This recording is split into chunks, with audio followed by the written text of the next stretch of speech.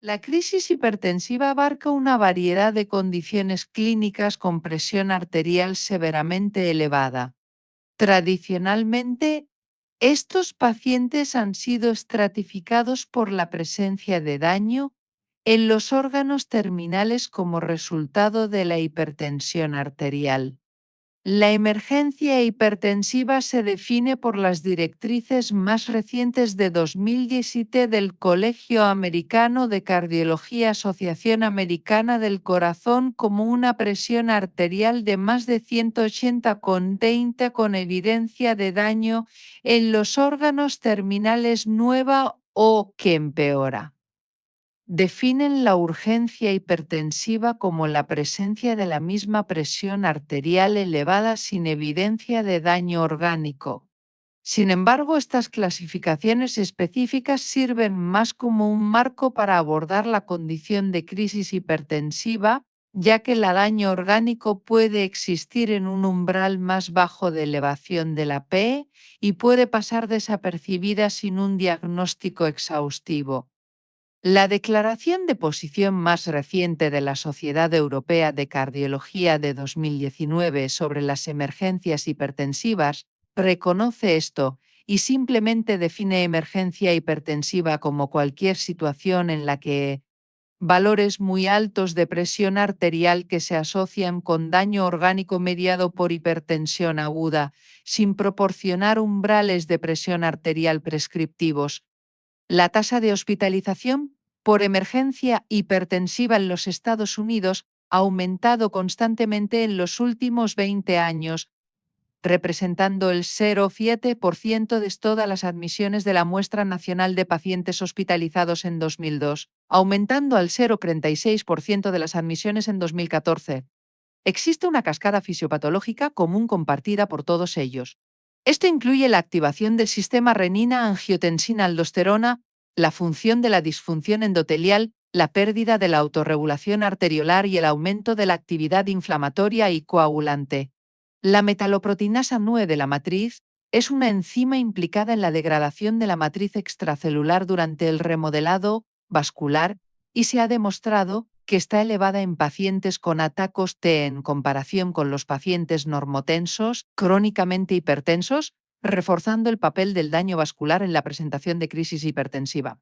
También se ha demostrado recientemente que las citocinas inflamatorias están elevadas en un paciente con crisis hipertensiva en comparación con los pacientes normotensos y crónicamente hipertensos.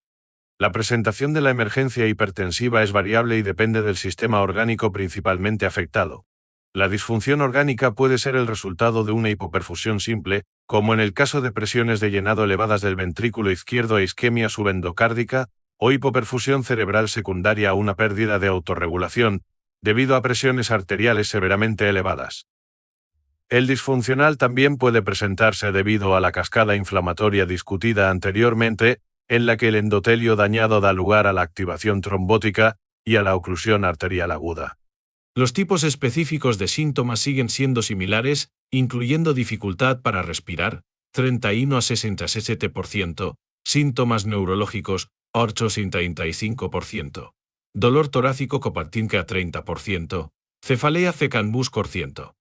Varios marcadores novedosos han demostrado recientemente valor discriminativo y pronóstico en el contexto de la crisis hipertensiva. La corina sérica es una serina proteasa transmembrana tipo 2, que se encuentra en los cardiomiocitos y que participa en la regulación del volumen sanguíneo, la presión arterial y la conversión de los péptidos natriuréticos en su forma activa. Entre los pacientes que acudieron al servicio de urgencias con crisis hipertensiva, los niveles más bajos de corina sérica se asociaron de forma fiable con la presencia de daño órgano blanco entre los grupos de crisis hipertensiva con presión arterial similar. La proteinuria cualitativa simple tiene un fuerte potencial pronóstico. En una revisión de 3.599 pacientes atendidos en el servicio de urgencias por crisis hipertensiva en Corea, cuando no hubo proteinuria se asoció con una mortalidad por todas las causas a 3 años del 11%, la que se duplicó al 22% con solo trazas de proteínas y aumentó aún más al 29, 32 y 35% para la proteinuria 1, 2 y 3, respectivamente. La hematuria también conlleva un riesgo significativo Los pacientes ingresados con crisis hipertensiva y hematuria microscópica tuvieron una mortalidad ya del 25% a los 3 años en comparación con el 16% entre los que no tenían hematuria. Se cree que tanto la proteinuria como la hematuria son marcadores sensibles del grado de disfunción vascular y de la disrupción endotelial secundaria a la PA, una PA muy elevada. Los pacientes con una emergencia hipertensa deben ser ingresados en una unidad de cuidados intensivos para la monitorización continua de la presión arterial y la evaluación del daño de órgano blanco. Para condiciones de muy alto riesgo como crisis adrenérgica o preeclampsia, eclampsia grave, la presión arterial debe reducirse a una presión arterial sistólica inferior a 140 milímetros de mercurio en la primera hora y a menos de 1020 milímetros de mercurio para la disección aórtica. En todos los demás estados de la enfermedad, la presión arterial sistólica no debe reducirse más del 25% en la primera hora, luego a menos de 160-100 milímetros de mercurio durante las siguientes 2 a 6 horas y normalizarse gradualmente durante las siguientes 24-48 horas. Los medicamentos deben administrarse por vía intravenosa debido a una acción rápida de inicio y a la facilidad de titulación. Gran parte de la elección de la medicación estará guiada por el estado específico de la enfermedad y las contraindicaciones relativas y, sin embargo, hay algunas clases que se han mostrado en general más y menos efectivas que otras. El estudio CUE de 2012 aún puso de manifiesto las ventajas de la nicardipina frente a la betalol en la crisis hipertensiva, con un mayor número de pacientes que lograron el objetivo de reducción de la presión arterial a los 30 minutos en el grupo de nicardipina. Sin embargo, los pacientes deben ser monitoreados para detectar taquicardia refleja y se recomienda precaución en caso de insuficiencia hepática.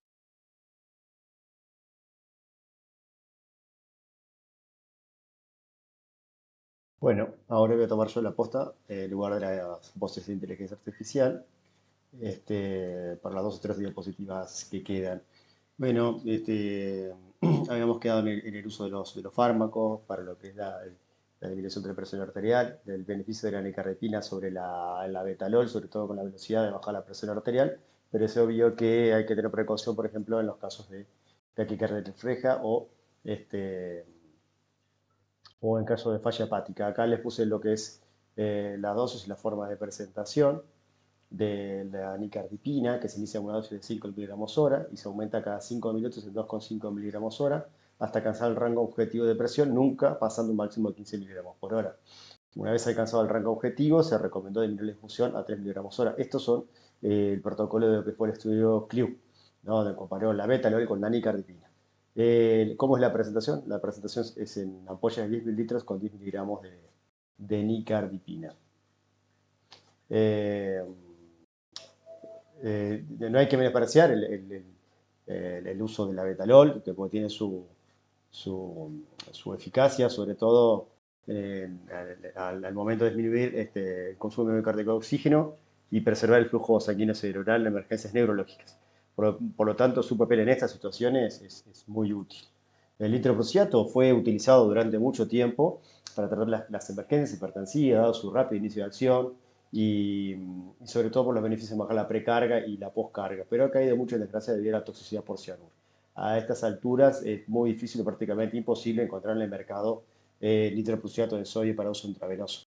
La nitroglicerina, cosa que a mí en realidad, como describe acá, en sus más acotados terrenos, como es el del edema pulmonar, la isquemia cardíaca, no es un medicamento muy efectivo, lo que demora mucho más que la betalol de alcanzar presiones arteriales objetivos, incluso más, mucho, estamos hablando de horas. También aumenta el flujo sanguíneo cerebral y las presiones intracranianas. No se aconseja, por lo tanto, en el contexto de stroke isquémico o encefalopatía hipertensiva. Por lo tanto, el manejo de la hipertensión arterial con la nitroglicerina está prácticamente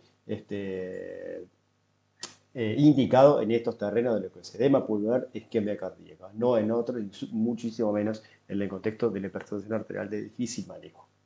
O sea, no es una salida rápida el uso de nitroglicerina intravenosa.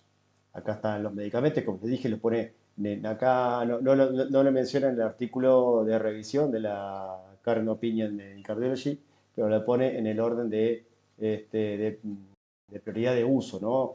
Por lo primero, la nicardipina, es un calcio antagonista del grupo de las dihidropiridinas, tiene un efecto de acción rápida y sobre todo evitar en caso de falla cardíaca y puede tener taquicardia refleja. Lo que no se aconseja, por lo tanto, en el uso en la disección de aorta, ¿no? Donde nosotros tenemos que, aparte de bajar la presión arterial, bajar la frecuencia cardíaca.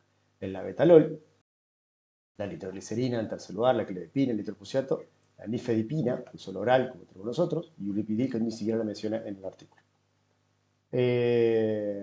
Dentro de los diferentes terrenos, por ejemplo, de lo que es el stroke isquémico, los objetivos de presión arterial no han sido bastantes discutidos. Sobre todo acá menciona, y como varios artículos más, que el objetivo de presión arterial no hay que ser tan flexible como lo mencionan las guías de la American Heart Association, donde ellos plantean en el caso solo tratar cuando la presión arterial es más allá de 220-120, y en caso de más de 180-105, en caso de que ya se haya usado trombolíticos o trombectomía mecánica. De lo contrario, según las guías, no se requiere un accionar a nivel de lo que es la presión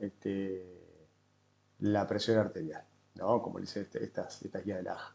¿Qué pasa con el estudio? Y bueno, esto fue comprobado por el estudio Chase Trial, donde no se ve beneficios a nivel funcional hasta los 6 meses medidos por score de ranking, ¿no? El estudio Enchanted, donde yo les puse, no se los puse acá, a ver si los puse, no, pero es un estudio bastante interesante. Bueno, es este sí, cómo no.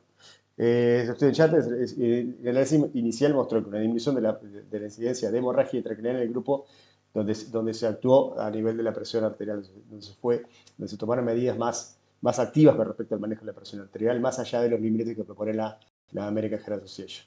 El análisis post-hoc, incluso posterior, que combinaba los dos brazos de alteplase, mostró un beneficio funcional en el brazo donde se manejó una presión arterial más baja.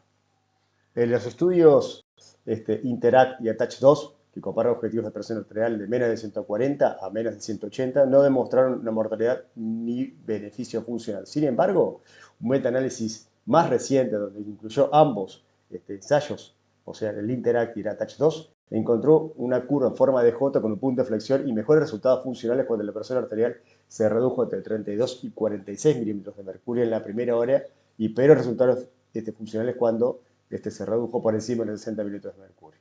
Por lo tanto, el artículo sugiere que el manejo temprano y estable de la presión arterial, incluso a niveles tan bajos como 120 o 130 milímetros de mercurio de presión arterial sistólica, puede proporcionar beneficios a los pacientes con stroke hemorrágico, ¿no? O sea, los límites de presión que siempre se manejaron con el stroke hemorrágico por encima de los, o sea, que tengamos un accionar por encima de 180 milímetros de mercurio, se vieron opacados por el estudio, metaanálisis de estudios Interact y Attach-2, donde los niveles bajos de presión arterial, de 120 milímetros de mercurio, no solo no mostró efectos perjudiciales, sino incluso mostró beneficios a nivel funcional en el contexto del stroke hemorrágico. Con respecto a la encefalopatía hipertensiva, también conocida como síndrome de encefalopatía posterior reversible, bueno, como ustedes ya saben, la clínica, aparte de la presión arterial elevada, sobre todo nosotros hablamos una vez de este tema, sobre todo a nivel de lo que es el sector posterior del cerebro, donde la autorregulación cerebral es un poco menos estricta. Los síntomas por lo general son confusión y alteraciones en la visión asociadas a hipertensión arterial, con un patrón muy característico a nivel de la resonancia y puede ser también a nivel de la tomografía, es muy extenso. El tratamiento no difiere significativamente de las otras situaciones de la hipertensión, de emergencia hipertensiva, con la excepción que debe evitarse el uso de nitroglicerina y nitrofusiato, ya que provoca vasodilatación cerebral que empeora la autorregulación y aumenta las presiones intracraneales. Específicamente lo menciona en este artículo este autor con respecto de la nitroglicerina, que puede empeorar la condición clínica, y este es el autor que lo estudió. Con respecto a los síndromes coronarios agudos, la preeclampsia Los síndromes aórticos, bueno, los síndromes coronarios agudos en el contexto de la emergencia hipertensiva se asocian con frecuencia y el control oportuno de presión arterial es importante para reducir la demanda miocárdica de oxígeno y disminuir la isquemia. La administración simultánea, obviamente, de antiagregantes plaquetarios, anticoagulantes, aumenta el riesgo de hemorragia intracranial con presión arterial muy elevada, por lo que se debe priorizar la reducción de la poscarga y la precarga, clásicamente con nitroglicerina, como les mencioné hoy, y con la administración simultánea de metabloqueante siempre y cuando no haya edema pulmonar, ¿no?